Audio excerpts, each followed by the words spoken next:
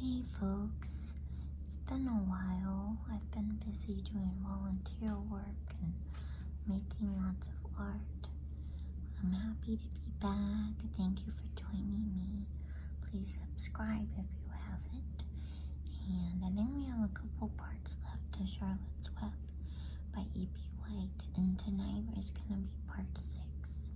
And hopefully we'll do part 7 next week. So I hope you are doing really well, and we're going to start as usual by lighting an L match.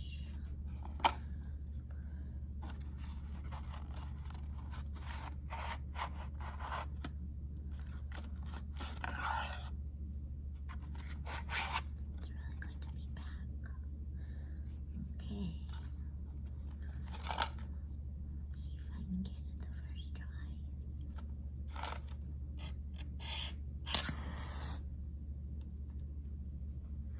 And light some beeswax candles.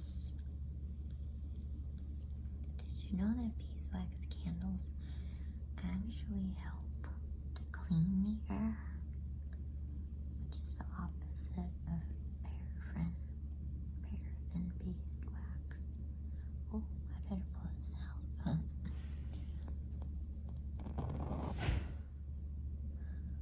Little smoky smoke for ya. I have some gemstones here. Some malachite. And oh, I forgot what this is. It's going on my doggy ears on it. There we go. Blue holly egg. It's kind of purple anyway. And I have some green jasper. And this big crystal that I forgot this one too. But my friend who does crystal healing work gave me that. And over here we have red jasper, carnelian, little red jasper heart.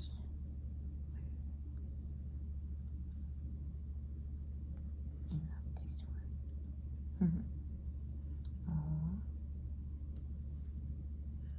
And then this big, I think this is considered dragon jasper. Oh, maybe not. It's more yellow with red. Anyway, got some good vibes coming from our stones, and let's get started. Chapter 6, Charlotte's Web by E.B. White. Move the candles over this way a little bit.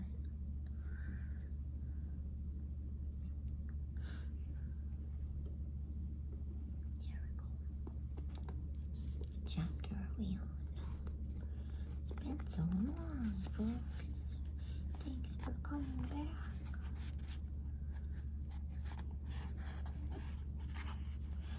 Chapter 14, Dr. Dorian.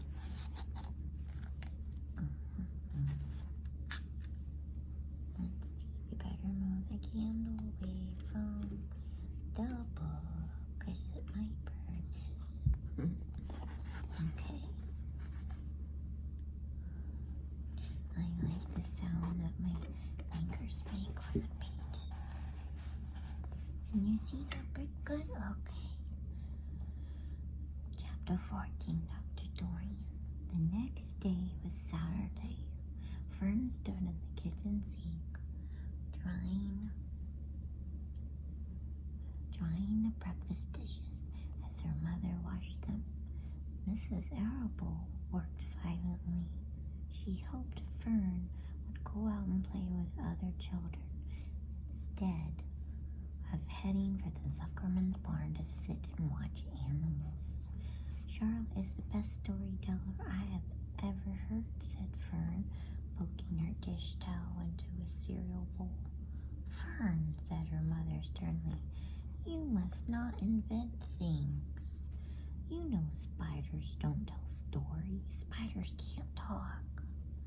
Charlotte can, replied Fern. She doesn't talk very loud, but she talks. What kind of story did she tell? Asked Mrs. Arable. Well, began Fern, she told us about a cousin of hers who caught a fish in her web. Don't you think that's fascinating? Fern, dear, how would a fish get in a spider's web? Said Mrs. Arable. You know it couldn't happen. You're making this up.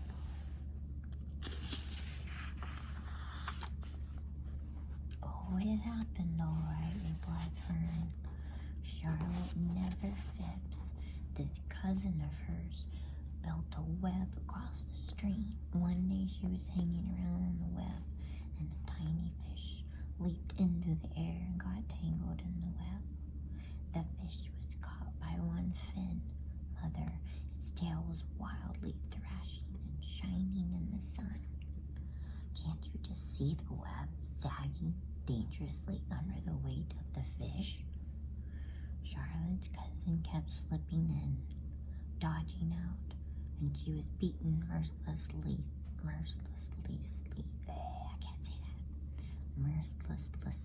over the head by the wildly thrashing fish, dancing in, dancing out, throwing. Fern, snapped her mother. Stop it. Stop inventing these wild tales. I'm not inventing, said Fern. I'm just telling you the facts. What finally happened? Asked her mother, whose curiosity began to get the better of her. Charlotte's cousin won. She wrapped the fish up, then she ate him when she got good and ready. Spiders have to eat, the same as the rest of us. Yes, I suppose they do, said Mrs. Arable vaguely. Charlotte has another cousin who is a balloonist. She stands on her head, lets out a lot of line, and it's carried aloft on the wind. Mother, wouldn't you simply love to do that? Yes, I would, come to think of it, replied Mrs. Arable. But Fern, darling, I wish you would play outdoors today instead of going to Uncle Homer's barn. Find some of your playmates and do something nice outdoors. You're spending too much time in that barn. It isn't good for you to be alone so much. Alone, said Fern. Alone? My best friends are in the barn cellar. It is a very sociable place, not at all lonely. Excuse me. Fern disappeared after a while, walking down the road toward Zuckerman's. Her mother dusted the sitting room. As she worked, she kept thinking about Fern. It didn't seem natural for a little girl to be so interested in animals. Finally, Mrs. Arable made up her mind she would pay a call on old Dr. Dorian and ask his advice. She got in the car and drove to his office in the village. Dr. Dorian had a thick beard. He was glad to see Mrs. Arable and gave her a comfortable chair. It's about Fern, she explained. Fern spends entirely too much time in the Zuckerman's barn. It doesn't seem normal. She sits on a milk stool in the corner of the barn cellar near the pig pen and watches animals hour after hour. She just sits and listens. Dr. Dorian leaned back and closed his eyes. How enchanting, he said. Must be real nice and quiet down there. Homer has some sheep, hasn't he? Yes, said Mrs. Arable. But it all started with that pig we let Fern raise on a bottle. She calls him Wilbur. Homer bought the pig, and ever since it left our place, Fern has been going to her uncle's to be near it. I've been hearing things about that pig, said Dr. Dorian, opening his eyes. They say he's quite a pig. Have you heard about the words that appeared in the spider's web? Asked Mrs. Arable nervously. Yes, replied the doctor. Well, do you understand it? Asked Mrs. Arable. Understand what? Do you understand how there could be any writing in a spider's web? Oh no, said Dr. Dorian, I don't understand it. But for that matter, I don't understand how a spider learned to spin a web in the first place.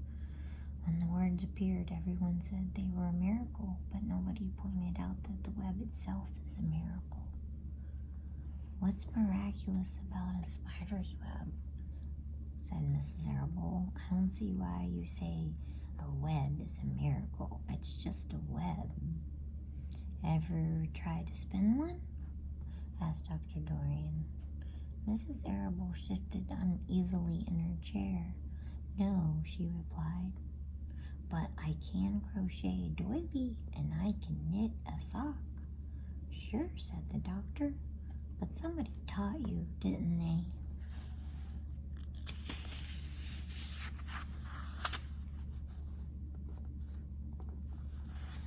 My mother taught me.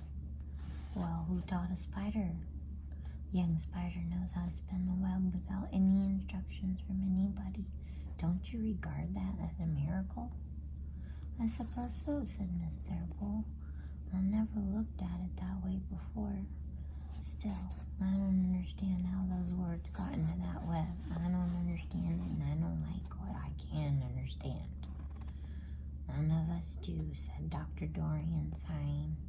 I'm a doctor. Doctors are supposed to understand everything, but I don't understand everything, and I don't intend to let it worry me. Mrs. Arable fidgeted. Fern says the animals talk to each other, Dr. Dorian. Do you believe animals talk? I never heard one say anything, he replied, but that proves nothing. It is quite possible that an animal has spoken civilly to me and that I didn't catch the remark because I wasn't paying attention. Children pay better attention than grown-ups. If Fern says that the animals in Zuckerman's barn talk, I'm quite ready to believe her. Perhaps if people talked less, animals would talk more.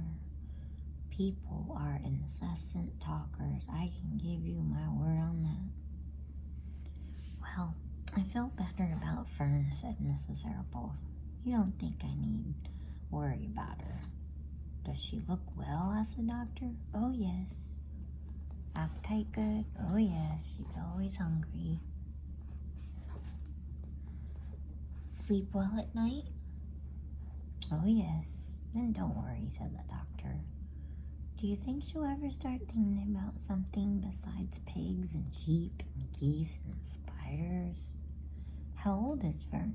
She's 8. Well, said Dr. Dorian, I think she will always love animals. But I doubt that she spends her entire life in Homer Zuckerman's barn cellar. How about boys? Does she know any boys? She knows Henry Fussy, said Mrs. Arable brightly. Dr. Dorian closed his eyes again and went into deep thought. Henry Fussy, he mumbled. Remarkable. Well, I don't think you have anything to worry about. Let Fern associate with her friends in the barn if she wants to. I would say offhand that spiders and pigs were fully as interesting as Henry Fussy. Yet, I predict that the day will come when even Henry will drop some chance remark that catches Fern's attention. It's amazing how children change from year to year. How's Avery? He asked, opening his eyes wide. Oh, Avery, chuckled Mrs. Arable.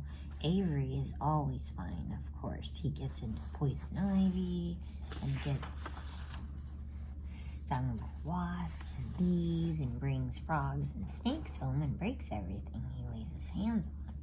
He's fine. Good, said the doctor. Mrs. Arable said goodbye and thanked Dr. Dorian very much for his advice. She felt greatly relieved. Let's move the candle over chapter 15. The crickets. And I'm going to roast the water break.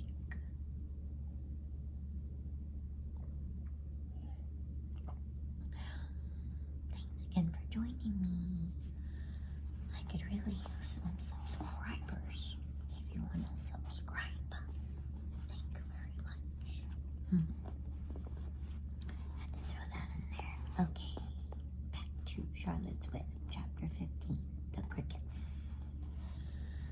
crickets sang in the grasses. They sang the song of summer's ending, a sad, monotonous song. Summer is over and gone, they sang, over and gone, over and gone. Summer is dying, dying. The crickets felt it was their duty to warn everybody that summertime cannot last forever. Even on the most beautiful days in the whole year, the days when summer is changing into fall, the crickets spread the rumor of sadness and change. Everybody heard the song of the crickets. Avery and Fernarable heard it as they walked the dusty road. They knew that school would soon begin again. The young geese heard it and knew that they would never be little goslings again. Charlotte heard it and knew that she didn't have much time left. Mrs. Zuckerman, at work in the kitchen, heard the crickets, and the sadness came over her too. Another summer gone, she said. Lurvy, at work building a crate for Wilbur, heard the song and knew it was time to dig potatoes. Summer is over and gone, repeated the crickets. How many nights till frost, sang the crickets. Goodbye, summer, goodbye, goodbye. The sheep heard the crickets, and they felt so uneasy they broke a hole in the pasture fence and wandered up into the field across the road. The gander discovered the hole and let his family through, and they walked to the orchard and ate the apples that were lying on the ground. The little maple tree in the swamp heard the cricket song and turned bright red with anxiety. Wilbur was now the center of attraction on the farm.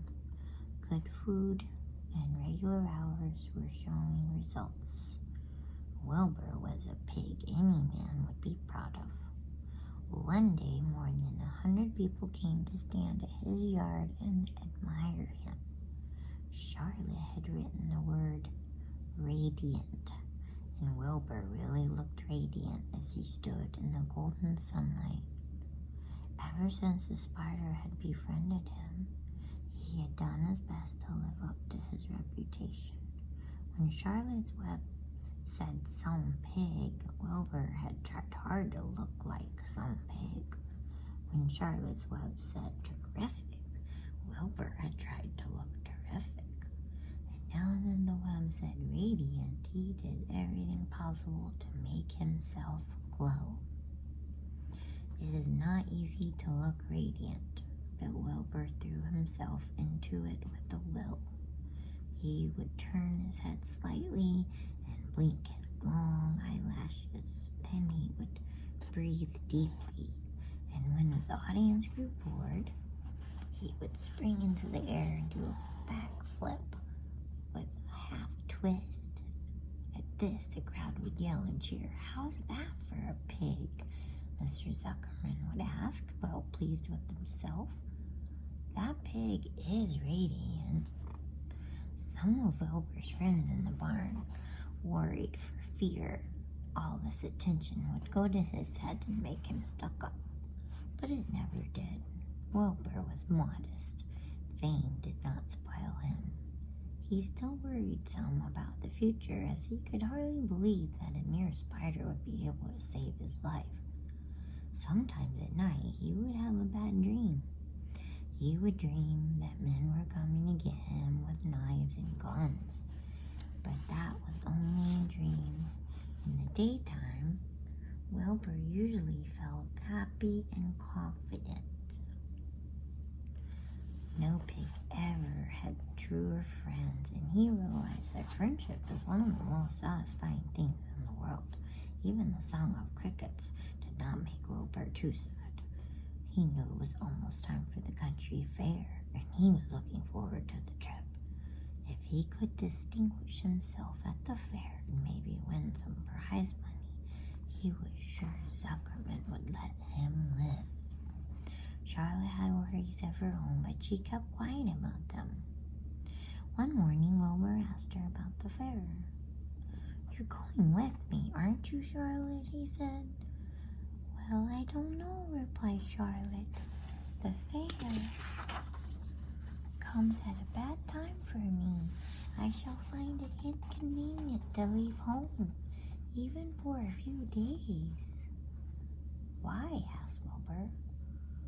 Oh, I just don't feel like leaving my web. Too much going on around here. Please come with me, begged Wilbur. I need you, Charlotte. I can't stand going to the fair without you. You've just got to come. No, said Charlotte.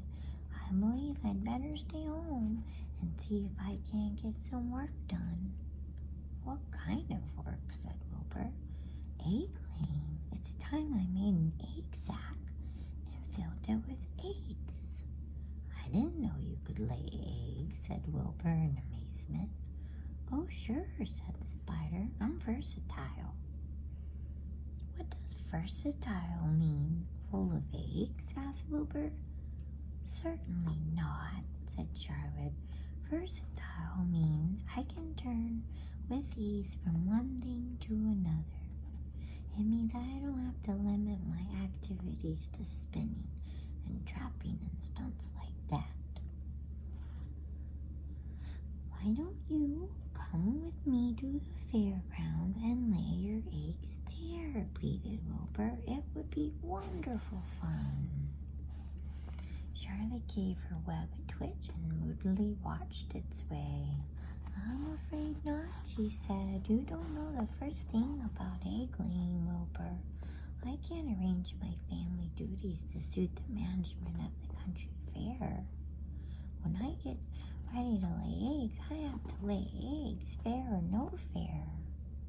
However, I don't want you to worry about it. You might lose weight. We'll leave it this way. I'll come to the fair if I possibly can. Oh, good, said Wilbur. I knew you wouldn't forsake me just when I need you most. All that day, Wilbur stayed inside, taking life easy in the straw. Charlotte rested and ate a grasshopper. She knew she couldn't help Wilbur much longer. In a few days, she would have to drop everything and build a beautiful little sack that would hold her eggs.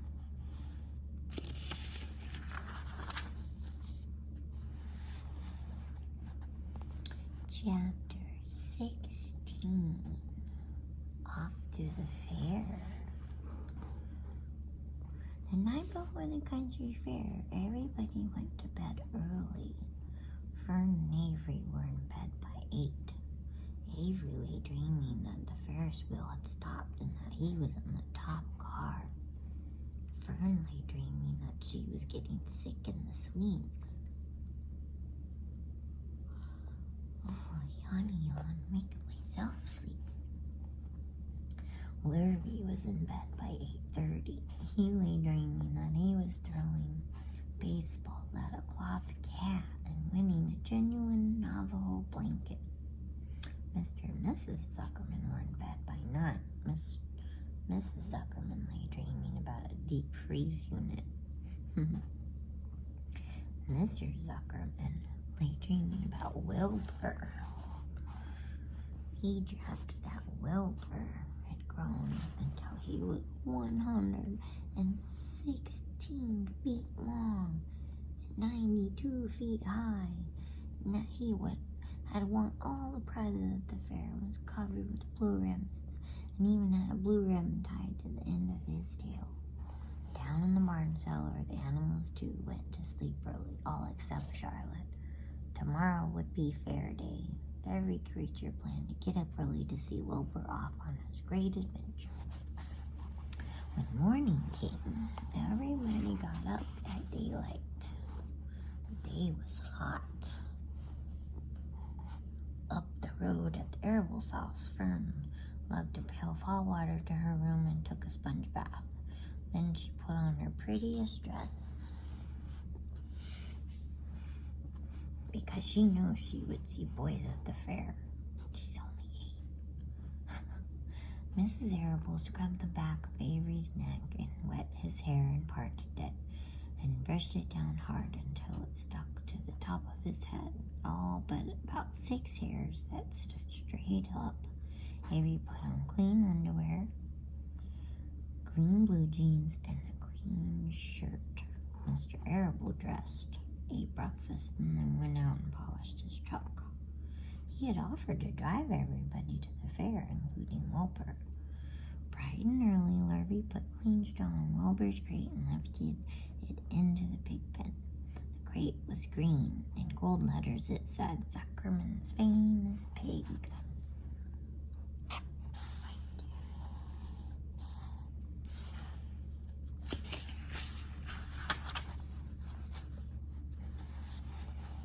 Charlotte had her web looking fine for the occasion.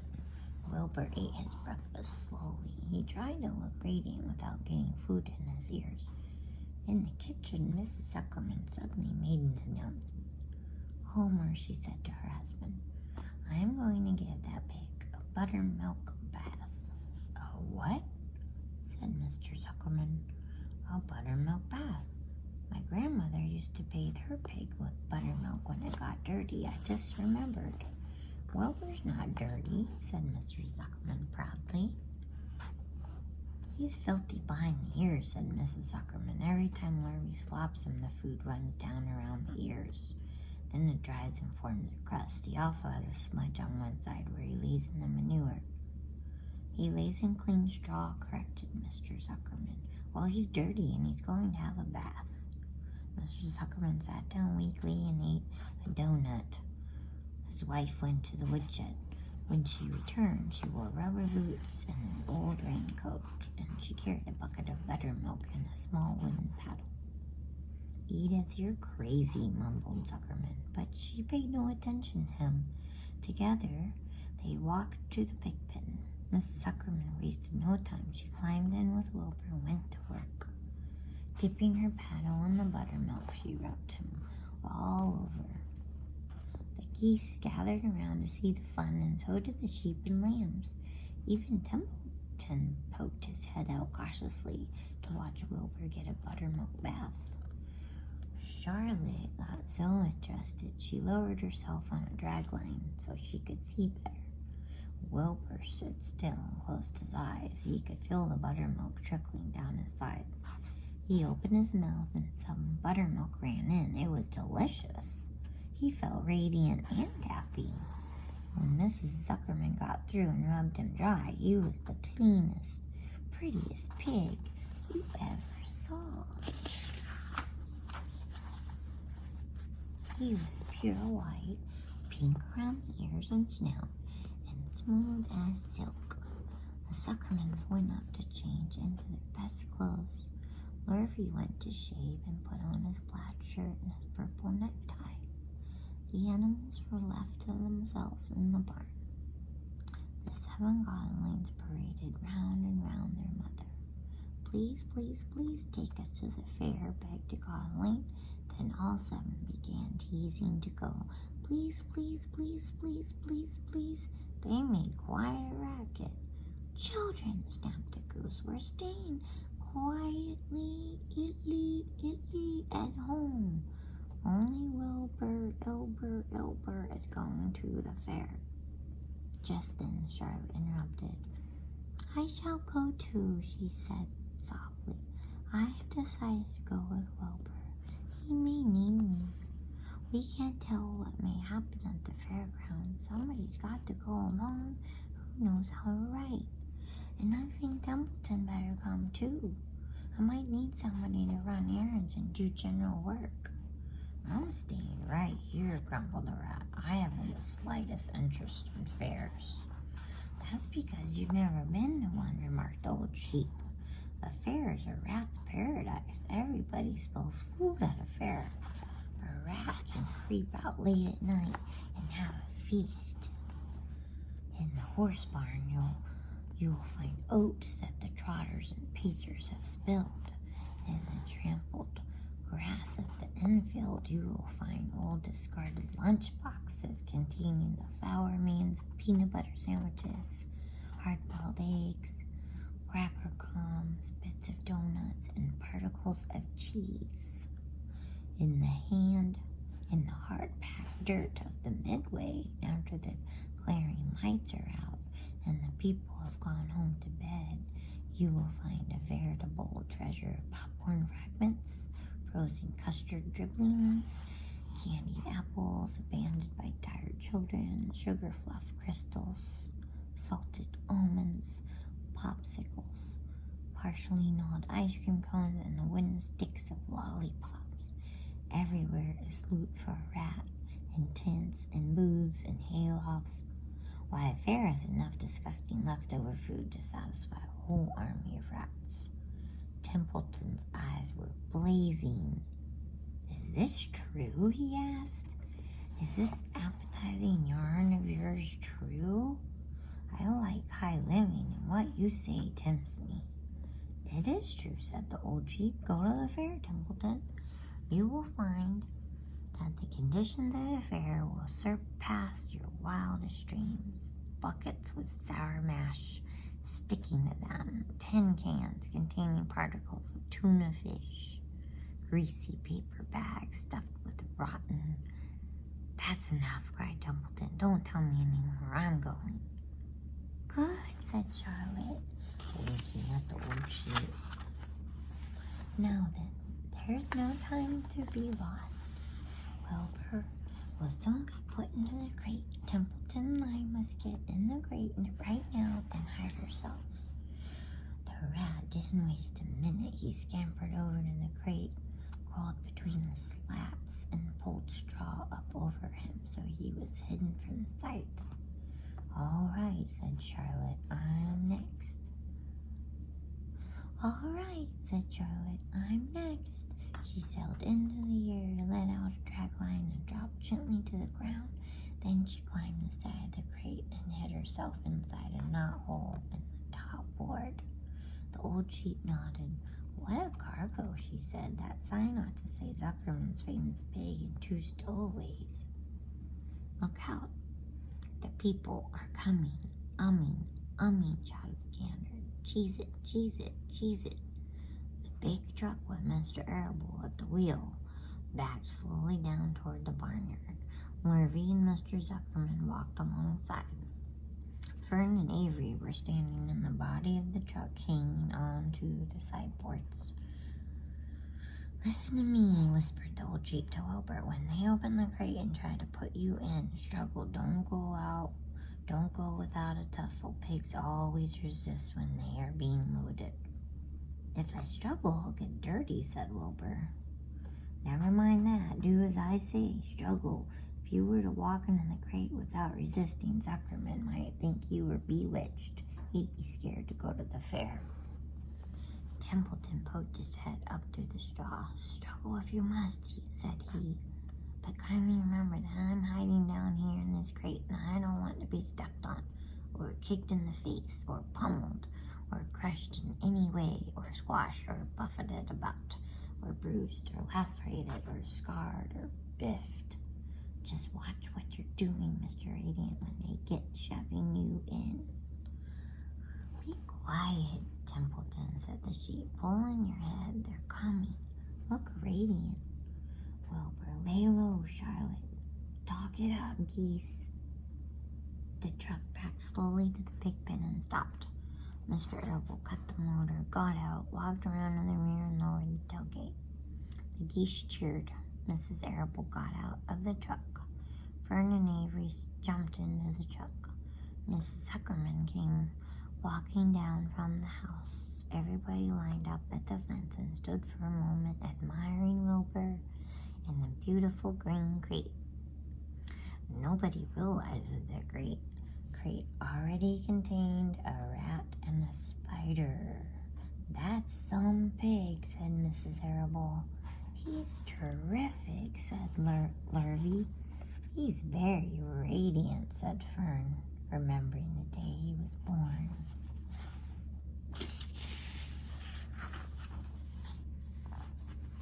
"Well," said Mrs. Zuckerman, "he's clean anyway. The buttermilk certainly helped." Mr. Arable studied Wilbur carefully. "Yes, he's a wonderful pig," he said. "It's hard to believe that he was a run to the litter. You'll get some extra good ham and bacon, Homer, when it comes time to kill that pig." Wilbur heard these words and his heart almost stopped. "I think I'm going to faint," he whispered to the old sheep who was watching. "Kneel down," whispered the old sheep. "Let the blood rush to your head."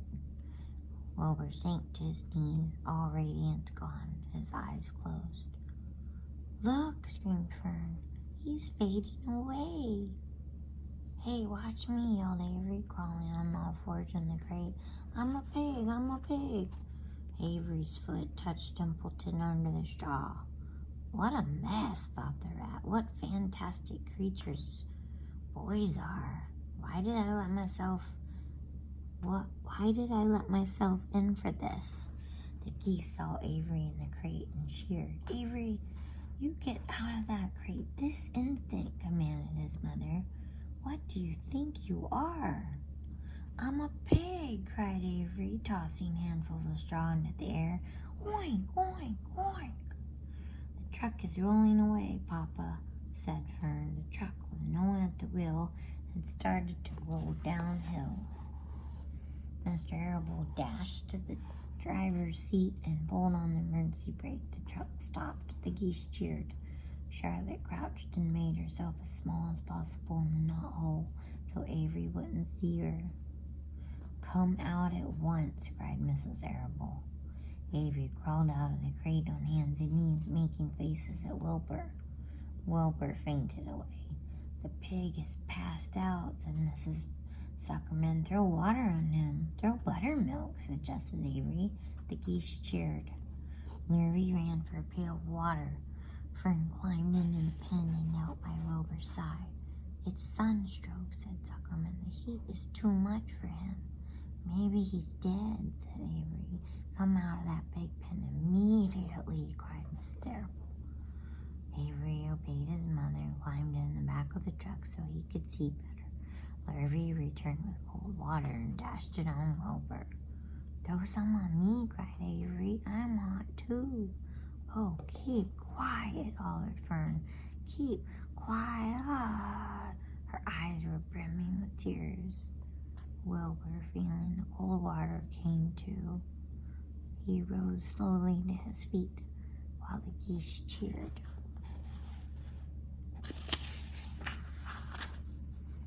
"He's up," said Mr. Arable. "I guess there's nothing wrong with him." "I'm hungry," said Avery. "I want a candied apple." "Wilbur's all right now," said Fern. "We can start. I want to take a ride in the Ferris wheel." Mr. Suckerman, Mr. Arable, and Lofi grabbed the pig and pushed him head first toward the crate. Wilbur began to struggle. The harder the men pushed, the harder he held back. Avery jumped down and joined the men. Wilbur kicked and thrashed and grunted. "Nothing wrong with this pig," said Mr. Suckerman, cheerfully pressing his knee against Wilbur's behind. "All together now, boys. Shove!" With a final heave, they jammed him into the crate. The geese cheered. Lofi nailed some boards across the end so Wilbur couldn't back up.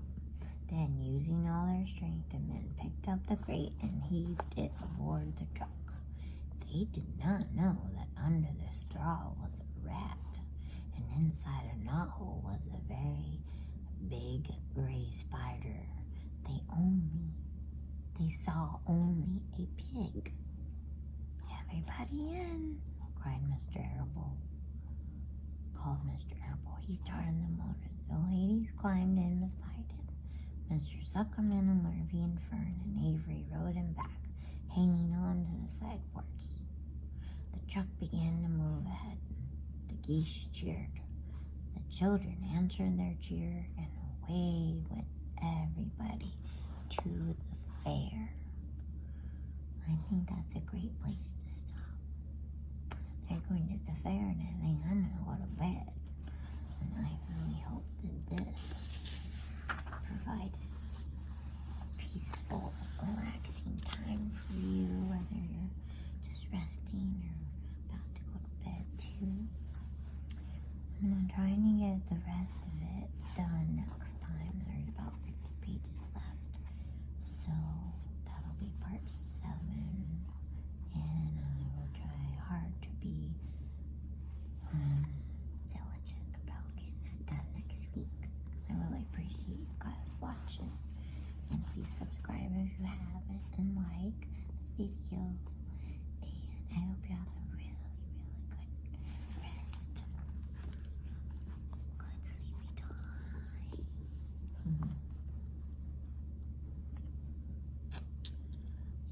we'll end by